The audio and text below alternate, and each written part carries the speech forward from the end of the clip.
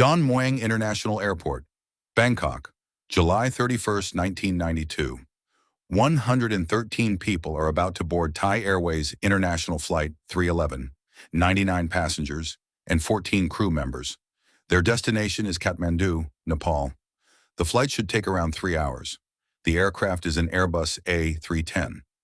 At first glance, there is nothing unusual about this flight. The pilots are highly experienced. The aircraft is considered modern, and everything appears completely normal. But in just a few hours, all 113 people on board will be dead. And the cause won't be a massive engine failure. It won't be a fire, and it won't be a terrorist attack. Instead, it will be a chain of small mistakes. Mistakes that slowly push the aircraft toward the Himalayas. And by the time the crew realizes what is happening, it will already be too late. Back in the late 1970s, airlines needed a new type of aircraft, something smaller than the giant Airbus A300, but with greater range, better fuel efficiency, and a more advanced cockpit. The answer was the Airbus A310. It wasn't simply a shorter version of the A300. The aircraft had a redesigned wing, lighter composite materials, and, most importantly, a revolutionary new cockpit. The A310 was one of the first airliners to use what was known as a glass cockpit. Traditional analog instruments were being replaced by electronic displays. This technology allowed the aircraft to be operated by only 2 pilots. The flight engineer, once a standard member of a large aircraft crew, was no longer necessary. The A310 had made its first flight in 1982, and it was powered by 2 General Electric turbofan engines. On the morning of July 31st, the ground crews prepare the aircraft for departure. Baggage is loaded, passengers take their seats, and inside the cockpit, the pilots complete their pre-flight checks. In the left seat is 41-year-old Captain Preeta Sudamai. He is a highly experienced pilot. He has more than 13,000 hours of flight time. About 4,400 of those hours are on the Airbus A310. Beside him is 52-year-old First Officer Punthat Bunyayaj. He is even more experienced. He has more than 14,600 hours in the air and more than 4,200 hours on the A310. Together, these 2 pilots have almost 28,000 hours of flying experience. By all appearances, this should be a routine flight, but ahead of them are the Himalayas, and the mountains of Nepal are anything but forgiving. At 10:30 in the morning, Flight 311 takes off from Bangkok. The aircraft climbs into the sky and begins its journey toward Nepal. For hours, everything goes normally. The passengers have no idea that anything is wrong. The pilots have no reason to expect a disaster.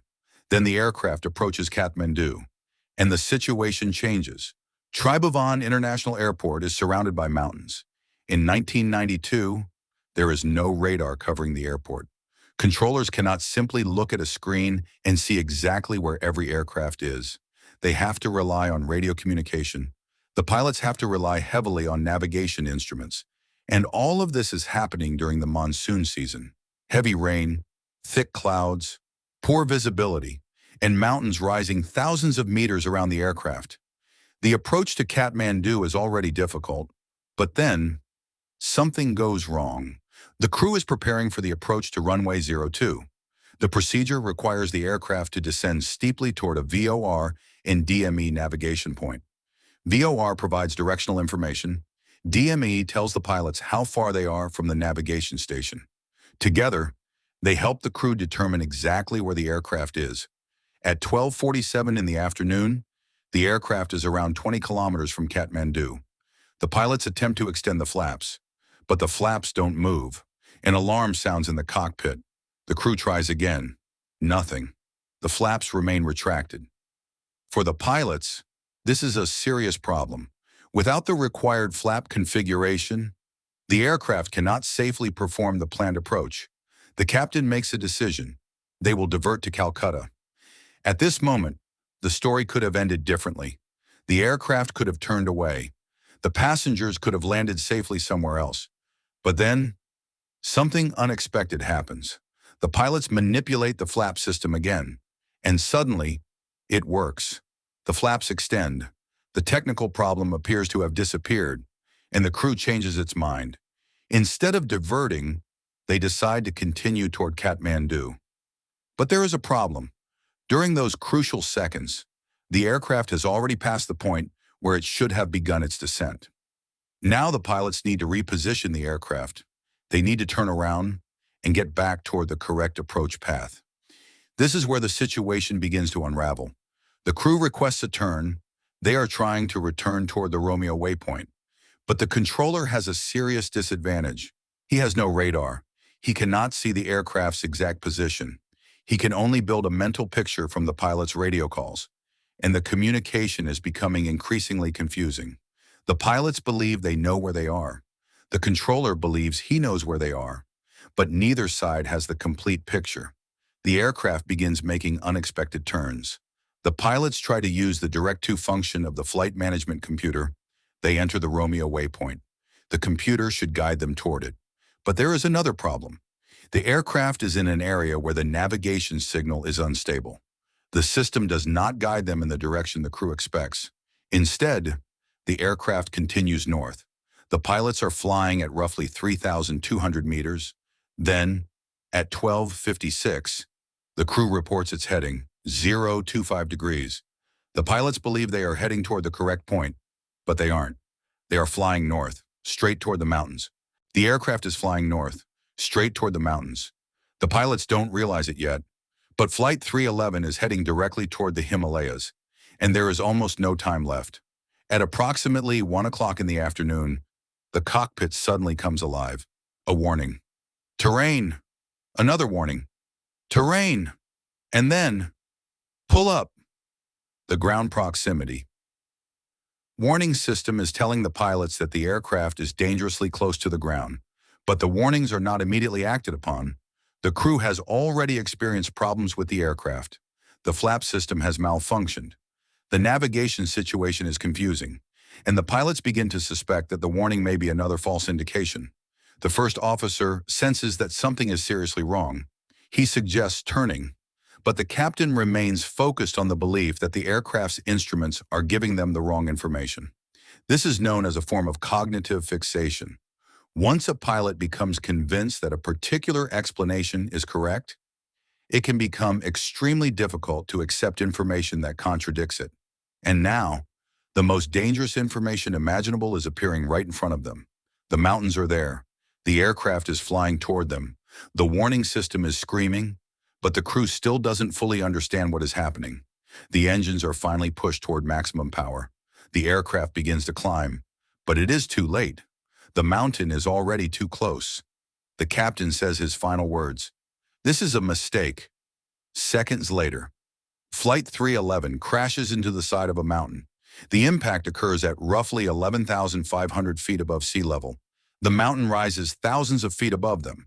There is no time left. All 113 people on board are killed. The crash site is located in the mountains of Langtang National Park. It is an extremely difficult place to reach. Steep terrain, high altitude, harsh weather, and wreckage scattered across the mountainside. Investigators begin the long process of reconstructing what happened. But when the flight recorders arrive in Kathmandu, another problem appears. The magnetic tape inside the flight data recorder has been badly damaged.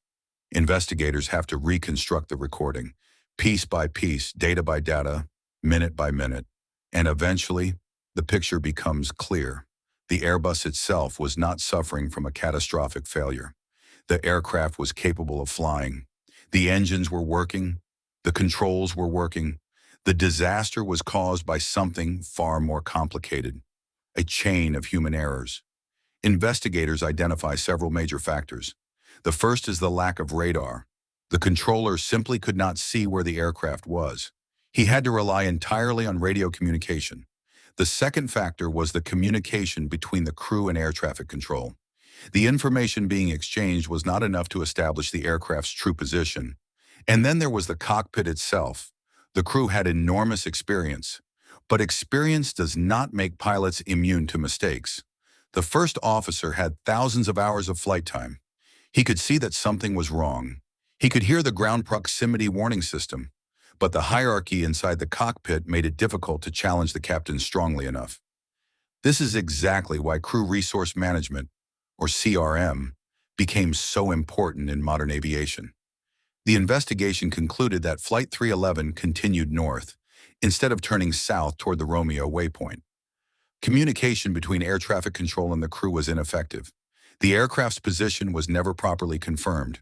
The crew did not provide enough information about the VOR navigation signal, and the controller did not demand the information. There were also problems with the navigation chart used by the crew. The temporary flap malfunction had already disrupted the original approach. Weather conditions were poor. The airport had no radar. The controller had limited experience, and communication between the Thai crew and the Nepalese controller was difficult. None of these factors alone necessarily had to cause an accident, but aviation disasters rarely happen because of one single mistake. They happen when several small problems line up, one after another. A technical problem, a navigation problem, a communication problem, a human factor, a difficult environment, and finally, a failure to recognize the danger in time. That is what made Flight 311 so devastating. The aircraft didn't suddenly become uncontrollable. There was no single catastrophic failure.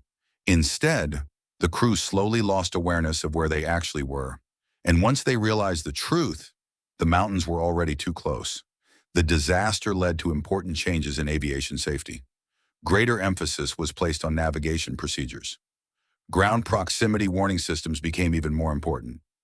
Flight crews received additional training in the use of flight management systems. And perhaps most importantly, crew resource management became a fundamental part of modern cockpit training. The lesson was simple. A first officer must be able to challenge a captain. A captain must be willing to listen. And when an aircraft's warning system says, "Pull up," the crew must be prepared to believe it. Thai Airways later retired flight numbers 311 and 312. But the story of Flight 311 did not disappear. The wreckage remained in the mountains, a silent reminder of what happened there. Today, the mountains of Nepal still hold the remains of the aircraft. They stand as a reminder that aviation is built on thousands of small decisions. And sometimes, one wrong decision can lead to another. A wrong assumption can lead to a wrong turn. A wrong turn can lead directly toward a mountain. And by the time someone realizes the mistake, there may be no time left to fix it.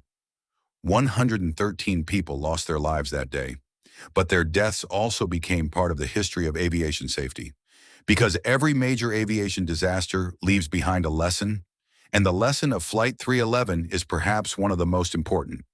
Never assume that your instruments are wrong simply because they are telling you something you don't want to believe, and never be afraid to speak up when you believe a life is in danger. What do you think? Could this accident have been prevented? Let me know in the comments. And if you enjoy true stories about aviation disasters, subscribe to the channel. I'll see you in the next video.